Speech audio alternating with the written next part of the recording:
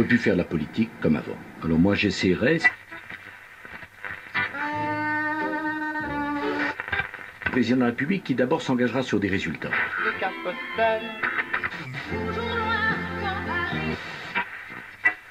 Ici, Londres. Bibi parle aux Français. Les dirigeants qui, depuis de nombreuses années, sont à la tête des pays industrialisés, et notamment de la France, ont formé un gouvernement d'économie ultralibérale et participent activement à la mondialisation.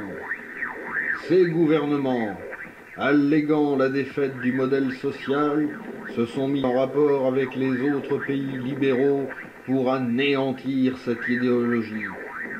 Certes, nous sommes submergés par la force financière, audiovisuelle, décisionnaire de l'ennemi.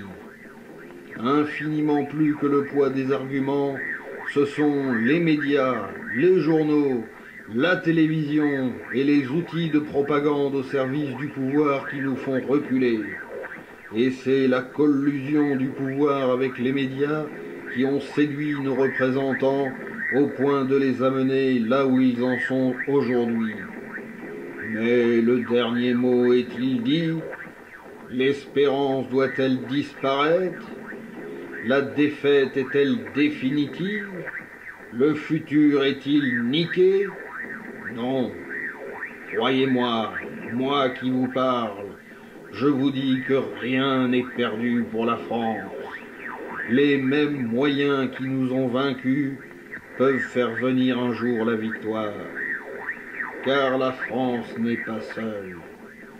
Elle n'est pas seule. Elle n'est pas seule.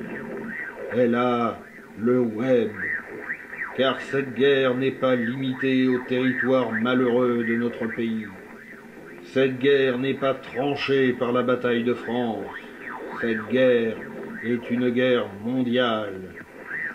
Tous les moyens mis en œuvre, tous les mensonges, toutes les contre-vérités n'empêchent pas qu'il y a en chacun de nous tous les moyens nécessaires pour écraser un jour cette idéologie.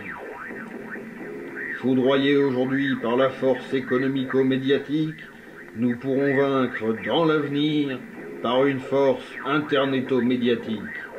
Le destin du monde est là.